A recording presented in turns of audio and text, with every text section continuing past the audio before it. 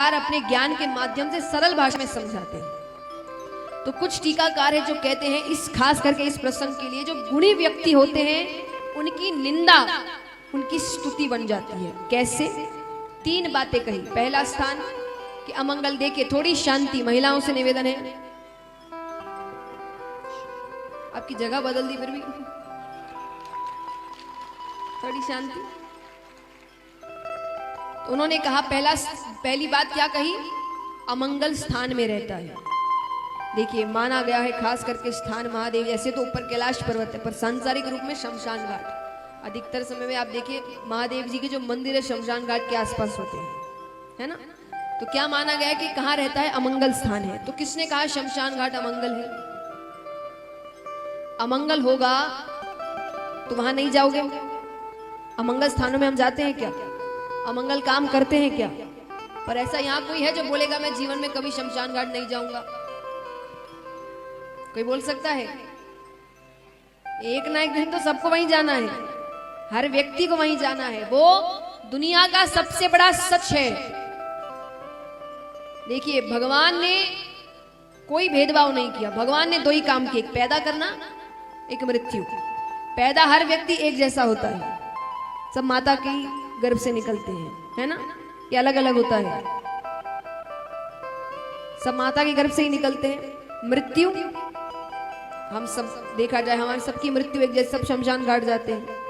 इससे बड़ा सच कुछ और है कि मान लीजिए 2 व्यक्ति हैं जिनको जलाया जा रहा है। एक हो सकता है शहर का सबसे अमीर व्यक्ति है और उसी के बगल में शहर का सबसे गरीब जो उसके यहाँ सफाई करता था, पर दोनों एकदम साथ है। यानी भगवान ने कोई भेदभाव नहीं किया। तो ये सबसे बड़ा सच है कि कितना भी दुनिया में भाग लो इधर उधर, अंत में आना तो वही है। वो कोई सोने की लकड़ियां नहीं आएगी आपके लिए, सबके लिए एक जैसी चीजें हैं। तो ये अमंगल कैसे हुआ? ये तो सबसे बड़ा सच है। दूसरा क्या कहा? भूत प्रेतों के साथ रहता है। तो क्या गलत करते हैं? अच्छा ही करते हैं। देखिए 3-4 ऐसे देवी देवता हैं जिनको मनाते हैं, खास करके देवता। राम जी मर्यादा पुरुषोत्तम है, 10 बजे उनके पट बंद हो जाते हैं। भूत प्रेतों का समय 12 बजे शुरू होता है। तो राम जी के तो पट बंद हो गए और बाहर बैठे कौन है? हनुमान जी, गोटा लेकर हमको ना आने दे। तो भूत प्रेत तो दूर की बात है। श्री कृष्ण मर्यादा पुरुषोत्तम नहीं है पर राजा है। राजा है तो वो ज्यादा से ज्यादा 12 बजे तक अपने पट खुले रहेंगे। 12 बजे उनके पट भी बंद। बाकी बचे महादेव जी। महादेव जी भी अगर अपने पट बंद कर लेंगे तो भूत प्रेतों के बाद आखिरी ऑप्शन कौन बचते हैं? हम और आप। हमारा तो अच्छा ही कर रहे हैं, उनको अपने पास रख के तो कोई गलत काम नहीं है, तो अच्छा काम है। और तीसरा और सबसे बड़ी बात कही, देवताओं के साथ बैठने योग्य नहीं है। नहीं है, बिल्कुल भी नहीं है, नहीं बैठाना चाहिए देवताओं के साथ। क्यों बैठाएंगे? वो सिर्फ देवता थोड़ी है, देवों के देव महादेव है। वो सबसे ऊपर बैठेंगे, उनके साथ क्यों बैठेंगे? यानी गुणी व्यक्ति की निंदा भी उसकी स्तुति बन जाती है। पर जो भी ये हमारी बातें हैं, उन्होंने तो बहुत अपशब्द कहे, बात आई गई होगी। महादेव जी ने सती माता को कुछ भी नहीं बताया, उनको लगा जबरदस्ती परेशान हो जाएगी। अब यहाँ पर दक्ष राजा एक बहुत बड़ा यज्ञ करते हैं, सबको निमंत्रण दिया, देवी देवता यक्ष गंधर्व किन्नर ऋषिगण सिवाय महादेव जी के। अब मान लीजिए आपके मोहल्ले में अगर शादी हो रही है तो उस समय मोहल्ले में बड़ी चहल पहल होती है ना, सब तैयार होकर निकल रहे हैं, आवाजें आ रही, गाड़ियों की आवाजें आ रही हैं, तो चिल्ला चिल्ली हो रही, अरे ये सामान रखो, अरे वो कहाँ रख दिया, अरे कहाँ। एक चहल पहल होती है। तो उस दिन आकाश मार्ग में चहल पहल है। अब सबकी सवारियों की आवाज आ रही है, कभी किसी की सवारी निकल रही है वो आवाज कर रहा है, कभी हाथी निकल रहा है, इंद्र बैठ गए। तो चहल पहल है, सब तैयार। सती माता को समझ नहीं आ रहा कि ये सब कहाँ जा रहे हैं। नारद जी को अच्छे से पता था निमंत्रण नहीं गया है, वो वहां जाते हैं। अब सती माता बाहर ही खड़ी है। नारद जी कहते अरे माता आप तैयार नहीं हुई? मैंने तो सोचा था मैं आपके साथ ही हो लूंगा। अरे माता कहती सब कहां जा रहे हैं? अरे आपको नहीं पता, आपके पिता ने इतना बड़ा यज्ञ करवाया है, सबको बुलाया है, आपको नहीं बुलाया। माता ने कहा नहीं, नारद जी को यह भी पता था कि महादेव जी ने वो सभा वाली बात नहीं बताई है। नारद जी कहते अच्छा लगता है सभा वाली बात दोनों भूले नहीं है। माता ने कहा कौन सी बात? नारद जी ने पूरी बात बताई। माता कहती तो जग को हंसाने वाली बात है कि बीच सभा में ससुर दामाद के बीच जैसे झगड़े हो रहे हैं। झगड़े घर तक अच्छे लगते हैं, बाहर नहीं। तो उन्होंने कहा और इसमें गलती उनके पिता की है। उम्र के हिसाब से गलतियां नहीं, गलती कोई भी कर सकता है और सीख कोई भी दे सकता है। अब बच्चा भी आपको सिखा सकता है कई चीजें। छोटे छोटे बच्चों से हम नई नई चीजें सीख लेते हैं, तो उम्र के हिसाब से ज्ञान नहीं होता। तो यहां पर उन्होंने कहा कि यहां गलती मेरे पिता की है, मुझे समझाना होगा। पर जाए कैसे? निमंत्रण तो मिला नहीं और महादेव जी तो जाने नहीं वाले। तो माता कोशिश करती है, माता अंदर जाती है। माता कहती है जल्दी से तैयार हो जाइए, पिताजी के घर जाना है। अब वो इतनी जल्दबाजी कर रही है, उनको लग रहा है कि बात करने का मौका नहीं मिलेगा तो अच्छा है। महादेव जी से क्या छिपा है? वो कहते उनके नेत्र बंद है। वो कहते निमंत्रण आया है तो चलो। अरे माता ने कहा मुझे कैसा निमंत्रण, मैं घर की बेटी हूं। महादेव जी कहते मैंने आपको नहीं रोका, मैं नहीं जाऊंगा। माता कहती आप समझते नहीं हैं, हम किसी के यहाँ नहीं जाएंगे तो कोई हमारे यहाँ नहीं आएगा। महादेव जी कहते अच्छा है ना आए, 10 सांसारिक लोग आएंगे, 10 सांसारिक बातें करेंगे, कोई नहीं आएगा तो हम भगवान का नाम लेते रहेंगे। माता ने कहा मुझे तो जाना है। दोनों में थोड़ी बाताबाती हो जाती है। यहां माता ने गलती कर दी।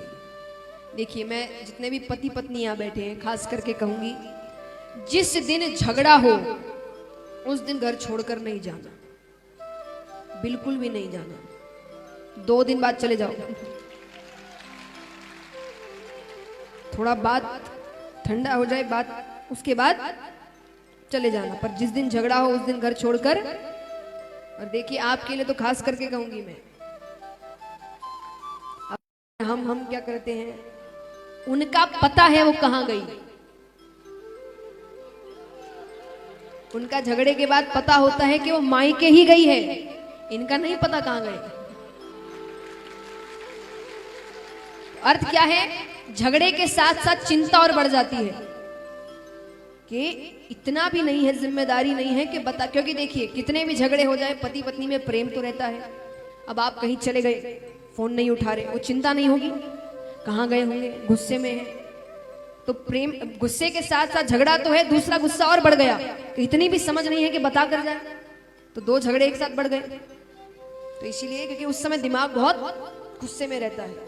तो जिस दिन झगड़ा हो उस दिन घर छोड़कर नहीं जाना, उस दिन मत जाओ, उस दिन बात को शांत करो कैसे भी। 2-3 दिन बाद वो आपकी मर्जी, फिर आप समझदार है, आपको कैसे अपने झगड़े। माता ने बस यही गलती कर दी। जैसे ही बाताबाती हो रही थी माता तो चली गई। महादेव जी कहते अब ये वापस नहीं आएगी, क्योंकि मेरा जो अपमान वहां हो रहा है वो देख नहीं पाएगी। और सच में अपमान था उनका वहां। जैसे आज के समय में एक नियम है, मतलब पहले भी था ये नियम, जो नियम है वो अभी भी करते हैं, लेकिन पहले सभाएं होती थी उसके अनुसार बात है। जैसे आज का नियम क्या है कि आप कोई भी कीर्तन कराइए किसी भी भगवान का, कोई भी कथा कराइए किसी भी भगवान का, पहली पूजा किसकी होगी? गणेश। ये नियम है, ये वर्षों से चला आ रहा है, ये नियम पक्का है। ये करना नहीं किया तो अपशगुन माना जाता है कि आपको गणेश जी की पूजा पहले करनी है। तो पहले जब सभाएं होती थी देवी देवताओं की, तब क्या करते थे, आपने न्योता भेजा है कि नहीं नहीं पता, लेकिन 3 स्थान खाली रखने पड़ेंगे। किसके? ब्रह्मा विष्णु महेश, क्योंकि वो 3 देव हैं। आप बुलाओ नहीं बुलाओ आपका रिश्ता है, पर उनकी जगह आपको रखनी पड़ेगी। माता वहां जाती है, ब्रह्मा जी का स्थान है, विष्णु भगवान का स्थान है, महादेव जी का कोई स्थान नहीं है। इतना बड़ा अपमान, यानी जो पूरी दुनिया कर रही है वो उन्होंने नकार दी। अब वो कुछ कहे इससे पहले पिता आते हैं। पिता कहते तुमको किसने बुलाया?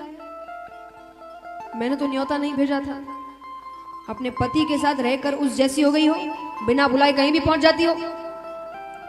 माता ने कहा मैं चाहूं तो अभी आपकी हत्या कर सकती हूं, पर मैं नहीं चाहती। क्योंकि हत्या क्यों कर सकती हो? सती कौन है? सती माता, पार्वती माता, ये सब कौन है? दुर्गा रूप है, वो काली रूप है।